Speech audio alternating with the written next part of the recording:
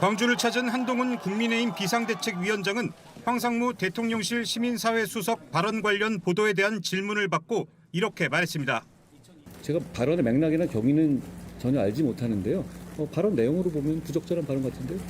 MBC는 어제 황 수석이 일부 대통령실 출입 기자들과 오찬 자리에서 5.18 민주화 운동에 대해 말했다고 보도했습니다. 계속 해산시켜도 하룻밤 사이에 4-5번이나 다시 뭉쳤는데 훈련받은 누군가 있지 않고서야 일반 시민이 그렇게 조직될 수 없다고 말했다는 겁니다. 북한군 개입설로 이어질 수 있는 주장인데 다만 황 수석은 증거가 없으면 주장하면 안 된다고 했다고 방송은 보도했습니다. 이른바 정보사 회칼 테러 사건을 언급했다고도 전했습니다. 황 수석이 MBC는 잘 들어라고 한 뒤 내가 정보사를 나왔는데 1988년에 경제신문 기자가 압구정 현대아파트에서 허벅지에 칼 2방이 찔렸다고 했다는 겁니다. 1988년 정부의 비판적인 기사를 썼던 기자가 정보사 소속 현역 군인들로부터 테러를 당했던 사건을 말한 걸로 보입니다. 황 수석은 JTBC와의 통화에서 과거 엄혹한 시절에 비난받아 마땅한 사건을 예로 든 것일 뿐 언론 협박은 상상조차 할 수 없는 일이라며 의도와 다르게 해석될까 봐 농담이라고 수차례 말했다고 설명했습니다. 또 북한군 개입설이란 주장이 오히려 증거가 없는데 그렇게 얘기하면 안 된다는 취지였다고 말했습니다. 야당은 강도 높게 비판하고 나섰습니다. 대통령실 핵심 관계자의 충격적인 협박입니다. 황 수석은 뒤늦게 농담이라고 둘러댔지만 농담으로라도 결코 입에 올릴 수 없는 망언입니다. 개혁신당 이준석 대표도 대통령실의 언론관이 잘못된 게 아니냐는 취지로 비판했습니다. 언론과 시민단체에서도 비판 성명이 이어졌습니다. JTBC 김태영입니다. 윤석열 대통령은 지금이라도 당장 황상무 수석을 경질하십시오. 기자들 앞에서 언론인 회칼 테러 사건을 언급한 사실이 알려진 뒤 황상무 수석에 대한 비판은 쏟아졌습니다. 여당 안에서도 선거에 도움이 안 되는 부적절한 발언이라는 평가가 이어졌습니다. 제가 발언의 맥락이나 경위는 전혀 알지 못하는데요. 발언 내용으로 보면 부적절한 발언 같은데요. 발언이 알려진 지 이틀 만에 황 수석은 대통령실 알림에 사과문을 내놨습니다. 4줄 사과문이었습니다. 황 수석은 저의 언행으로 국민 여러분께 심려를 끼쳤다며 사과드린다고 밝혔습니다. 그러면서 이야기 듣는 상대방 입장을 헤아리지 못했다며 사건 피해자 유가족께도 심심한 사과와 위로의 말씀을 전한다고 했습니다. 사퇴 요구에는 직접 답하지는 않았습니다. 다만 앞으로는 공직자로서 언행을 각별히 조심하고 더 책임 있게 처신하겠다고 밝혀 사실상 거부 의사를 밝혔습니다. 사과는 했지만 논란은 쉽게 가라앉지 않을 걸로 보입니다. 민주당은 책임 있는 처신은 사과가 아니라 사퇴라고 거듭 요구했습니다. 회칼 테러 사건 피해자인 고 오홍근 기자의 유족은 조만간 황 수석을 형사 고발하겠다고 밝혔습니다. JTBC 김지윤입니다. 토요일 이틀 만에 발언이 있고 나서 이틀 만에 이렇게 입장을 냈는데 당사자에게는 사과 전화가 없었던 것 같습니다. 당사자는 이 농담이라고 말한 테러 어떻게 봤는지, 이 사과문은 어떻게 받아들이고 있는지, 당사자께서는 지금 돌아가셨기 때문에, 오홍근 기자는 고인이 되셨기 때문에 오홍근 기자의 가족, 오홍근 기자의 동생을 저희가 직접 인터뷰를 했습니다. 어제 저녁에 한동훈 비대위원장 아까 발언 제가 소개해드린 그거 있고 나서 저녁 늦게 저희가 미리 녹음으로 사전에 인터뷰를 좀 했고요. 오홍근 기자의 동생인 오형근 씨와 통화를 했습니다. 어제 인터뷰 전체 들려드리겠습니다. 직접 들어보시고 더 이야기 나눠보겠습니다. 네, 오영근 선생님, 지금 지난주 목요일 14일에 황상무 시민사회수석이 기자들과의 점심 자리에서 네네. MBC는 잘 들어라고 언급한 후에 이제 네네. 1988년 경제신문 기자가 아파트 앞에서 허벅지에 칼 2방이 찔렸다 이렇게 발언을 했고요. 그 다음에 네네. 농담이라고 해명을 하기도 했습니다. 일단 먼저 보도로 이 소식 접했을 때 좀 심경이 어떠셨어요? 그러니까 사람 죽여놓고 미안해. 내가 그런 류의 거짓말 아니겠습니까? 진정성이 없는 거죠. 네. 적어도 앵커까지 한 인물이라고 하면은 전후 사정 이런 거 전부 다 앞으로 미칠 파장 같은 거 전부 다 계산할 능력이 있는 사람일 겁니다. 예. 있을 수 없는 거죠. 음. 그리고 중요한 것은요. MBC는 들어 했다고 그러지만 MBC만 들어라고 하는 얘기가 아니거든요. 그 자리에 기자들이 많이 있었지 않습니까? 네. 이건 전 언론을 상대한 협박입니다. 아, 그렇게 그렇지 느끼셨군요. 예, 왜냐하면 MBC만 들으라고 하는 것은 옆에 있으니까 다른 사람도 같이 듣는 거 아닙니까? 너희도 MBC 같이 똑같이 들어. 너희들 잘못하면은 그냥 나가. 옛날 로홍근 같이 그냥 가. 이런 식이란 말이죠. 이건 말이죠. 뭐 그 조폭보다도 더 무서운 협박입니다. 저는 그렇게 보고 있습니다. 예. 그리고 이제 그 언급이 있었던 그 이틀 뒤인 지난 토요일에 이제 황수석이 사과를 하긴 했습니다. 이제 네, 기자들에게 이제 문자로 사과를 했는데 네, 네, 말씀을 제가 그냥 그대로 읽어드리면 사과 말씀드립니다라는 제목이었고 네, 네, 저의 언행으로 국민 여러분께 심려를 끼쳐드린 점 사과드립니다. 네, 이야기를 듣는 상대방의 입장을 헤아리지 못했습니다. 언론인 네, 여러분께 사과드립니다. 네, 이제 그 다음 이제 가족분들에게 향했는데요. 떠올리고 네, 싶지 않았을 사건의 피해자 유가족 여러분께도 심심한 사과와 위로의 말씀을 올립니다. 그리고 네, 마지막 문장이 앞으로는 공직자로서 언행을 각별히 조심하고 더 책임 있게 처신하겠습니다. 이렇게 사과가 끝납니다. 네, 네. 이것도 이제 언론 보도로 사과했다는 사실도 보셨을 텐데 예, 예, 이 예. 황 수석의 사과문은 좀 어떻게 받아들이십니까? 그거요. 좀 심하게 표현하면 그건 궤변이고요. 아, 궤변이다. 그다음에 그다음에 그 진정성을 보이려면은 뭐 저는 어느 누구한테도 뭐 그 나뿐만이 아니고 저희 형수님이라든지 우리 형제들 어느 예. 누구 직접적으로 사과를 받은 적이 없어요. 음. 그게 진정성이 과연 있겠느냐 하는 것이고 그게 진정성 있는 사과라고 하면은 하루빨리 한시 빨리 그 직책에서 그 직책을 내려놓고 야인으로 돌아가는 게 낫습니다. 아, 시민사회 그래야지 수석에서 물러나라. 당연한 거죠.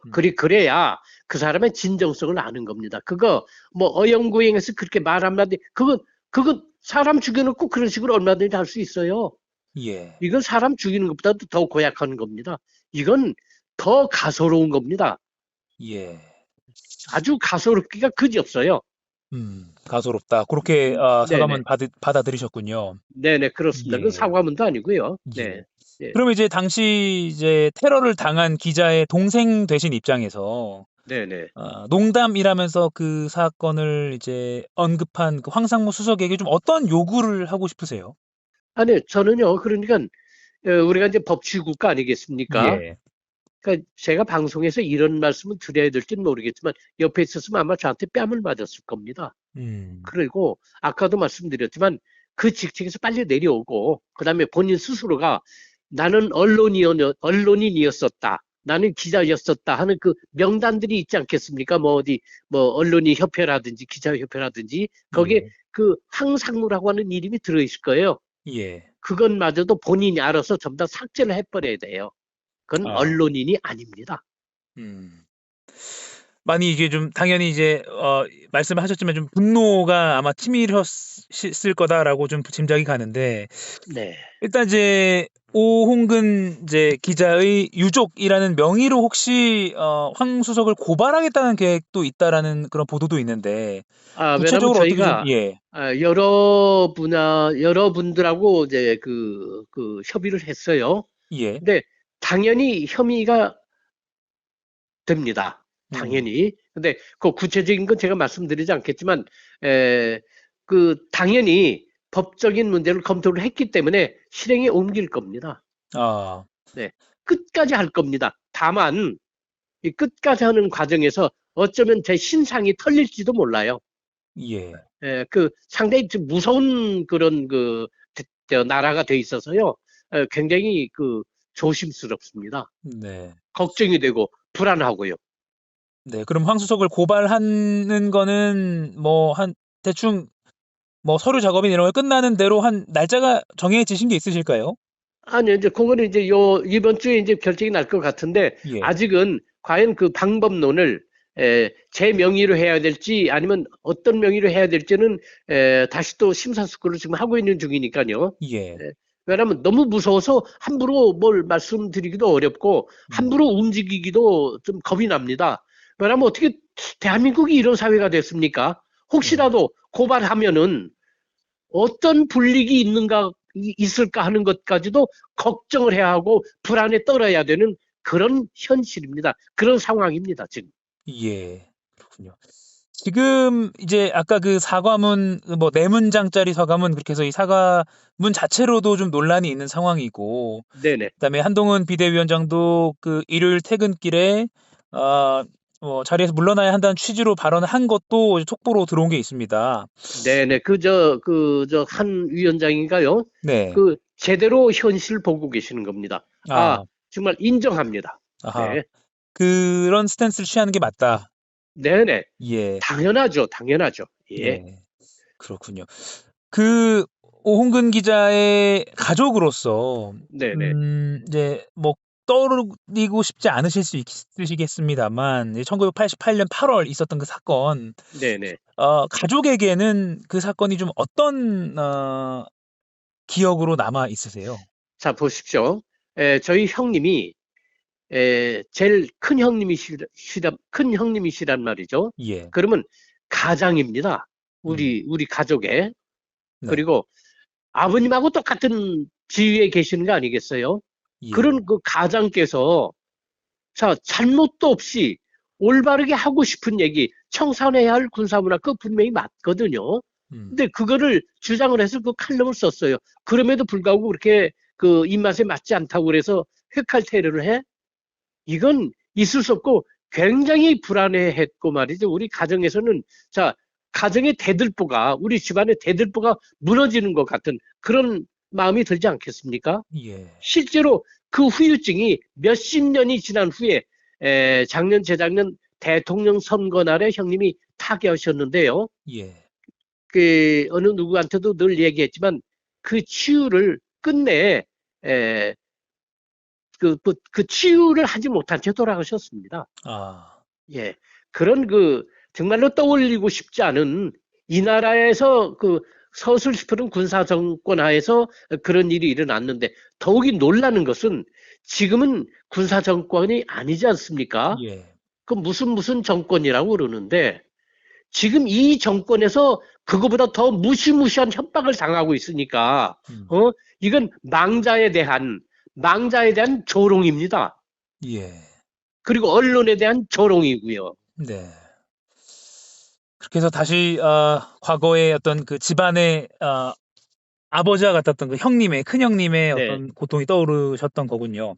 그렇습니다. 예. 어저께도 형님 그 산소를 가서 참 거기까지 말씀 안 드리겠습니다. 예.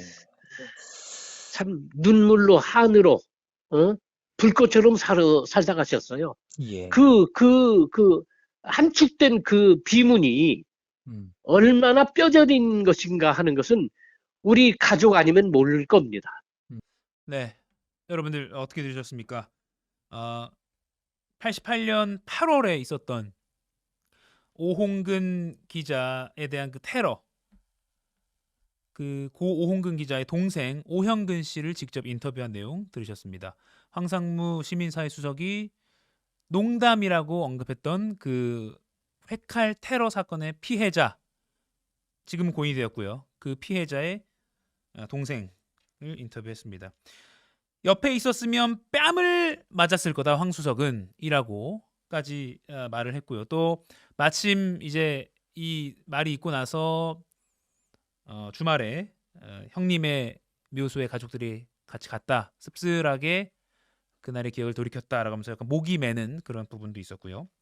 또 물러나야 한다, 그리고 사과문이 참 가소롭다라는 표현까지 쓰면서 분노와 또 이 상황에 대한 실망감, 그리고 앞으로 또 법적인 대응을 하겠다라는 계획도 밝히셨고, 또 법적인 대응을 하는 데 있어서 또 있을지 모르는 그에 따른 어떤 불이익이나 그런 역풍이 두렵다라고도 말했습니다. 그럼에도 불구하고 대응을 하겠다는 의지도 나타내셨습니다. 오홍근 기자의 동생 오형근 씨의 인터뷰 들으셨고요.